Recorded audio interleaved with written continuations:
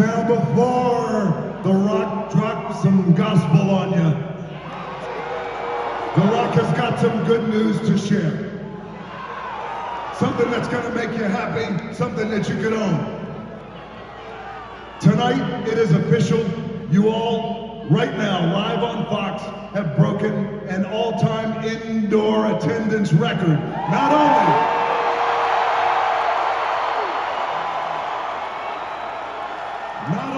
for the city of Salt Lake, but for the entire state of Utah. Congratulations.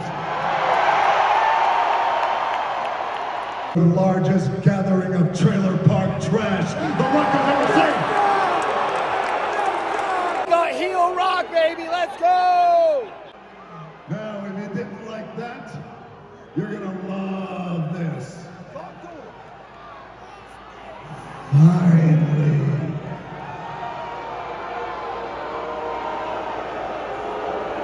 Oh, you wanna boo that, huh? Are you sure you wanna boo The Rock? Finally! Your life has meaning.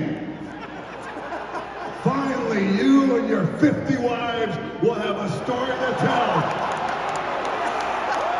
And you know what I'm talking about. You'll have a story to tell your 600 inbred grandchildren one day.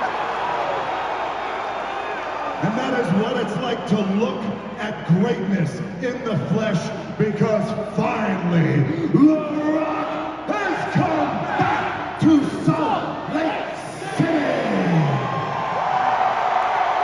Rocky, Rocky, Rock. You all have bought a side out of The Rock that you haven't seen in years. But you see, this side of The Rock has always been in here. Always. You shut your mouth, fatty. The Rock will come out there and slap the herpes off your lips.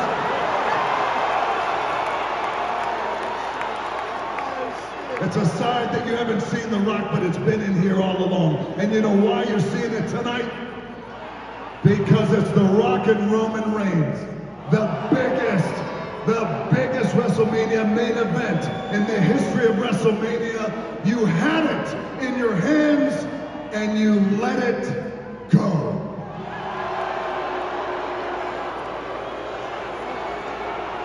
You flushed it down the toilet.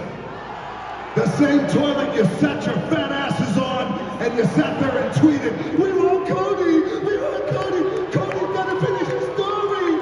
He's gotta finish his story!" You're laughing now and you're booing because you know it's true. Let The Rock ask you a question. Let The Rock ask you a question. What is Cody's story? What is this story? Let The Rock make it clear. My cousin Roman Reigns, the Universal Champion, beat Cody's ass last year at WrestleMania. He beat him. Cody lost the match, and now all of a sudden, Cody wants a rematch? That's his story? That's not how it works. I mean, think about it. You think about it right now. Think about how stupid that logic is. Think if you can apply that to sports. Hold on a second. I know you inbreds want to chant what, but sit there and shut your mouth and listen to The Rock. Because this is important. And The Rock is going to educate your ignorant asses. Apply that stupid logic to any sport. The 49ers just lost against the Kansas City Chiefs. What did they do? What did they do? Did the 49ers say, whoa, wait a minute. What about our story? We got to finish our story. No. They took their lumps like men. They stood up, they dusted themselves off, and they moved on like men. That's what they do. Now everybody in this arena, in this city, and in this entire state, you should understand this. It's personal. Think about it for a second. Michael Jordan came in here and he crushed the dreams of the Utah Jazz. He ended. You boo because it's the truth. He ended the Utah Dream story. What did the Utah Jazz do? They took their beating like men and they moved on. And they worked their asses off to get right back to the top. That's what they did. not how the real world works. The real world doesn't work like that. You don't get a shot at another story just because you want it. That's not how it works. And you don't understand that. You don't understand that because you're spoiled, entitled, little crybaby bitches. Clear, The Rock is going to do everything in his power to make sure that you walk out of WrestleMania what you are, which is a loser. Everything in his power to make sure that happens. Cody, your story is just ending. Our story is just beginning.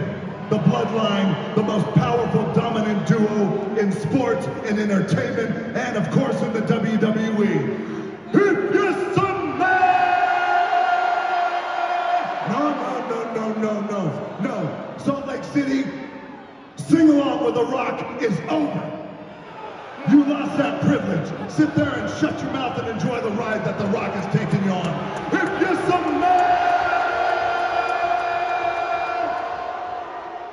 What the Bloodline is cooking.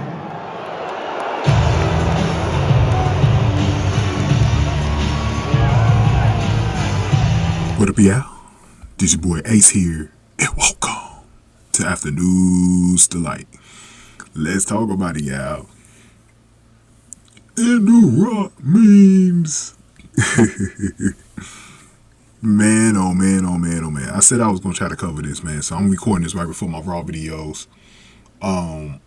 We got to get into this, man, because there was a lot that happened with the Bloodline. Now, I'm also going to cover what happened on the Bloodline on Raw as well. So we could get into a lot in these 3 videos what's going on. But let's just talk about what happened here. So The Rock came out. Roman and the Bloodline was out there solo. Jimmy, Paul Heyman. Then The Rock came out, and The Rock was in his element, bro. This dude trashed on that Utah crowd. He did all types of digs at them. He was talking about their lifestyle. Y'all know how the Mormon lifestyle is. He was really digging at them. He was cooking, bro. The Rock was cooking, bro. And I've always, like, personally, since I've, been watching wrestling since the 90s, bro, I've always loved The Rock as a heel. I loved it when he was in the Nation of Domination and the people were like, Rock, he sucks. And then when he was a Hollywood Rock in like 2003, dog, like The Rock is in this element as a heel, bro.